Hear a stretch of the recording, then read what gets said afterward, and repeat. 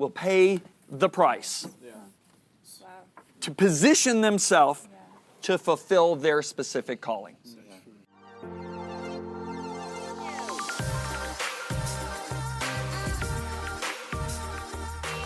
Guys, we are in lesson 7. I mean, are you getting something out of this? Yes. I'm having so much fun. I'm learning so much. Isn't the Holy Spirit wonderful, Chris? Isn't He wonderful? All right, so now we're going to talk about in this lesson, how can a calling be aborted or severely hindered? All right, how do you abort a calling? All right, I'm going to read from Hebrews chapter 12, verse 1. This is so amazing. Therefore, we also, since we are surrounded by so great a cloud of witnesses, let us lay aside every weight and the sin, now here's the key, which so easily ensnares us, and let us run with endurance, keyword endurance, and we'll talk more about this in future lessons. Let us run with endurance the race that is set before us. Do you see it's a race? I finished my race, right? Okay, so we constantly hear Jesus say, he who endures to the end. There is something about this Christian life. It is not a sprint, it is an endurance run. Now, you may be able to run a sprint carrying some weights, but you are never going to run a marathon carrying a 45-pound weight. You can't do it. And that's what the apostle is talking about here. There's 2 things that can keep us from finishing. Number 1, it's the sin which so easily ensnares us. And number 2, it's the weights. And actually, the first one he lists is the weights that so easily ensnare us. So since he lists those first, I'm going to talk about those first. There is an amazing encounter that Jesus has with a multitude of people in the Gospel of Luke, chapter 9 and 10. Jesus has probably got a multitude around him. These are all eager, hungry people that want to be his disciples, correct? And we read in verse 57 of Luke 9, now it happened as they journeyed on the road that someone said to him, Lord, I will follow you wherever you go. And Jesus said to him, foxes have holes, birds of the air have nests, but the Son of Man has nowhere to lay his head. This guy's passionate. I want you to notice he initiates this. He's like, Jesus, I want to be your man. Right? I want to be your boy, right? I want to follow you. I want to fulfill the calling on my life. Jesus has a way of seeing through enthusiasm. He has a way of seeing through excitement or commitments that are being made without counting the cost. And Jesus speaks to security. He says, I don't have anywhere that I'm going to lay my head. That I know of. Sometimes there are nights that I don't even know where I'm going to put my head. Now, probably, and I can see into this guy has got an issue with security. He's probably got a 401k. He's probably got a Roth IRA. He's got, he's got stocks in his company. He's got his house 3/4 of the way paid off. His retirement fund is set. He's been paying into the IRS and in regard to Social Security. I mean, this guy, he's been doing this for a few years, okay? And so when he hears Jesus say this, he starts kind of slipping back, Chris. And you know what else I believe? I believe a lot of other people are slipping away that have a problem with security. All right? Same people. They heard the way Jesus just talked to this guy, they're slipping back. Then he said to another, now this is Jesus speaking, follow me. But he said, Lord, let me first. Now I want you to notice the word first. He doesn't say, Lord, I will not follow you. Please take note.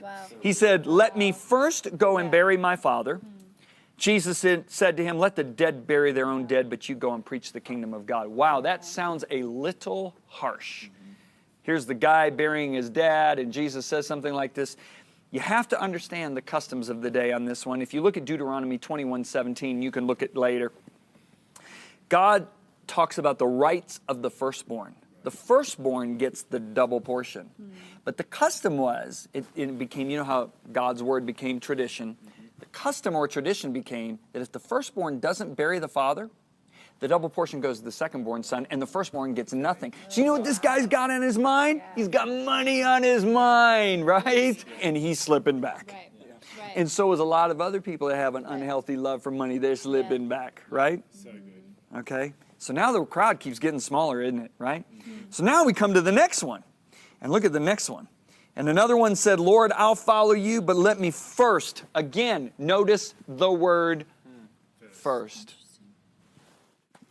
He doesn't say, I'm not going to follow you. He said, Lord, I will follow you, but let me first go and bid them farewell at my house. So guys, is he passionate?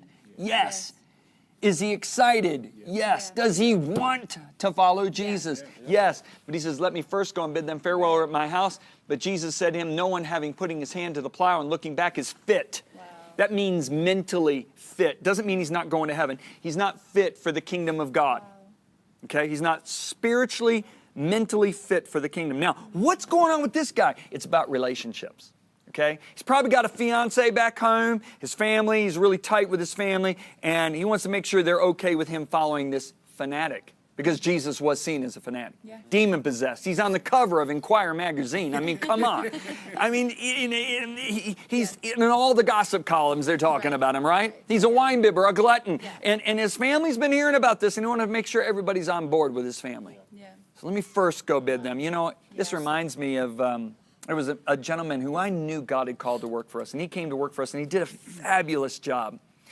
And I remember the day came when I said, made the announcement we were going to move our ministry headquarters from Orlando, Florida to Colorado Springs. And he was like my key guy, and he was brilliant, and you could see the call on his life. And he started saying, I don't know, I don't know, I don't know, I don't know. And he kept going back and forth. He'd go to meetings with me. He'd see God move, and he'd go, okay, I want to go, I want to go. And then a couple weeks later, he'd go, I don't know, I don't know. And I said, hey, man, just pray about it. You just let me know. And one night, I'm on the road, and I go to sleep, and I have this vivid dream. And in this dream, he's sharing a hotel room with me, okay? So this is a double-double, right? Now, that never happens. Whenever I go minister, my assistants stay in another room. I stay in my own room because I want a place to pray. But in this dream, he was staying in the same room, and I remember I wasn't able to get to the room because I was doing something for the meeting. I was meeting with the pastor or something. And when I came to the room, he had already packed all of his bags. And so I went over to my suitcase, started unpacking my bags, and I opened up a drawer, and it was full with his stuff. I opened up another drawer, it was full with his stuff. Every drawer in the hotel room was filled with his stuff. And my bag was unpacked. And I woke up, and God said, he's not going because he's putting what is important to him first. Wow. Wow. And it was like 3 days later, we were on a trip, and he sat down, and he said, John, I've made the final decision. I said, I already know. You're not going. He said, yeah. Now, I love that man. He's going to heaven. He's a great man. He's a godly man. But I often wonder, you know, did he miss out on something that was actually maybe something that God had for him? Yeah. Wow. Because he wanted to be close to his family. Wow. He wanted to be close to the people that he grew up with, and he didn't want to leave. Wow. So it's not that this guy didn't say, I'm not going to follow you. He said, let me first. Right. Yeah. Now that to me is so important. Right. Yeah. What are you putting first? Yeah. What's important to God or what's important to you? Yeah. That's a good question. And if you put what's important to God first, then he makes what's important to you a priority. Mm-hmm. That's what I've learned. Yeah. That's good. Huh. It's really true. Yeah. So, you know, it's like years and years ago, I realized golf was out of place in my life. And I said, you know what, I got to give this up. And I knew I had to give it up. God spoke to my heart. It was getting in the way of my relationship with him. And I walked away from it for a year and a half. And then God says, I know how much this boy likes golf. And he had 2 men throw thousands of dollars of equipment into my trunk within 1 month of each other. Wow. I said, God, what do I do with this? He said, go play golf. And now God has used golf to raise over probably $5 million for the kingdom. So see, I put what was important to him, and he gave me back what he knew I loved. Yeah. I believe God would have done that for that man. But he made a choice, and it's okay. It's okay. It's fine. But he made a choice. Are you seeing what I'm saying? Yeah. And so, Jesus now deals with the 3 major hindrances, entanglements that keep people from fulfilling their calling. What are those 3? Security. Second one is money. Third one is relationships. Let me show you what Jesus says about relationships. I'm going to show you this. This is amazing. He said a large crowd was following Jesus. He turned around and said to them, if you want to be my disciple, so remember, here you go. If you want, you must hate everyone else by comparison. See, in other words, your love for me in relationship to your love for everyone else is going to be hate in comparison. Your father, and he lists it out, your mother, your wife, your children, your brothers, your sisters, yes, even your own life. Otherwise, you cannot be my disciple. I look at, do you know how hard it was when I first started traveling, when I said goodbye to these boys? Oh my gosh. I'm sitting there, and I remember I'm driving to the airport, and I'm looking back. There's Lisa out on the sidewalk with Addison is about, that big, and I'm just going, oh my gosh. But I look at the relationship I have with my 4 sons now. I couldn't dream of a better relationship with 4 men.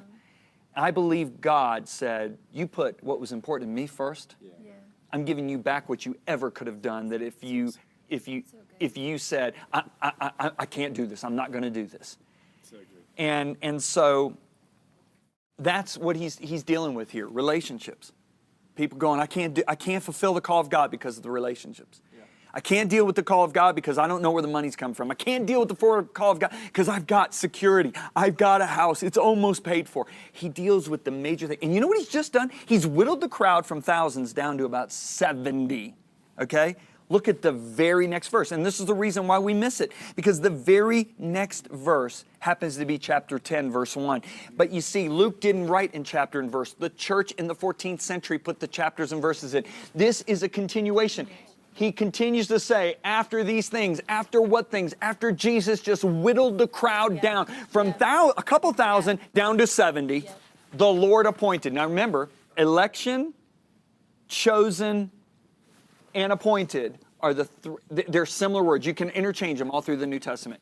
So I can say it like this. After these things, the Lord chose 70 others and sent them 2 by 2 before his face into every city and place where he himself was about to go. Then he said to them, the harvest is truly great, but the laborers are few. Why are the laborers few? Because few will pay the price to position themselves to fulfill their specific calling.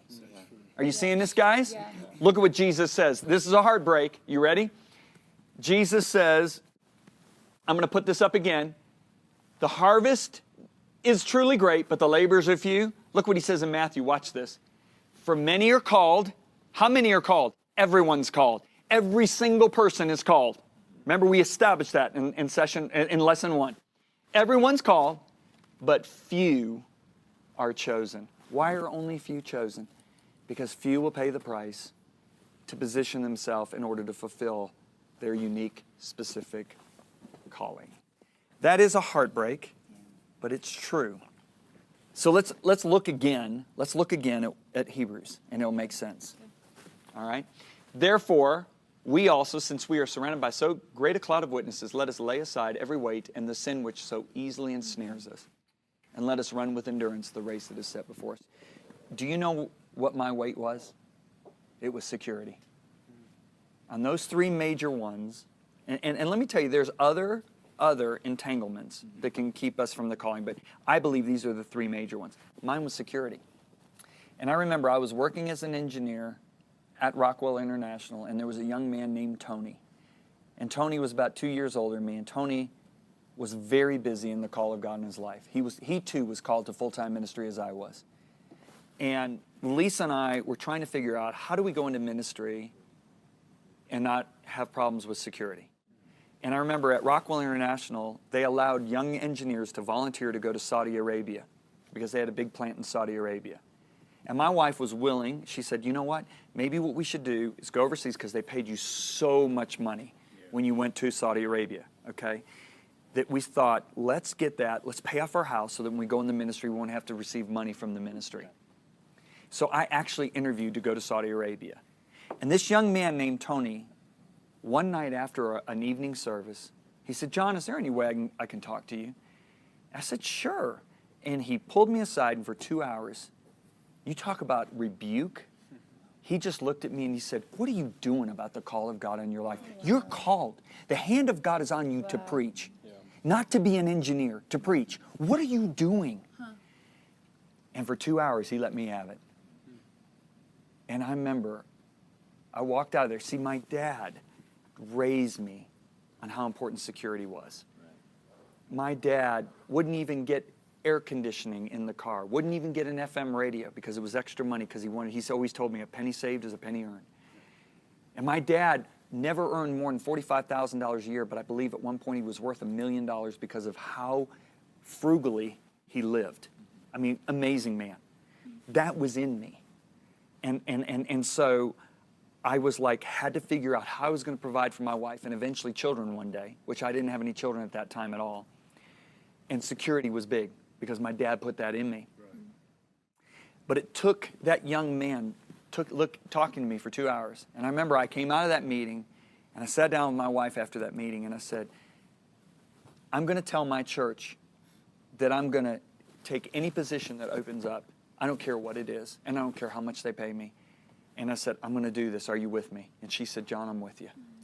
And I remember a couple months later, the pastor's wife looked at me and she said, hey, John, we have a position. It's our assistant. You'll take care of my husband's and my personal needs. This is an 8,000 member church. And she said, we can only pay you $18,000 a year.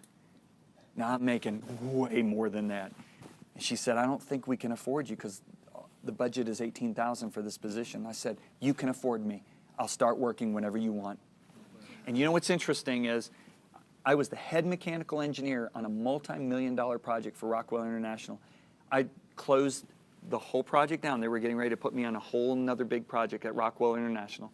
I closed the whole project down on Friday, and I started working for them on Monday. You talk about God's timing being perfect. Yeah. And that's how it all began for me. And so mine was security. Now, what about the sin that does so easily beset us? Let me tell you something.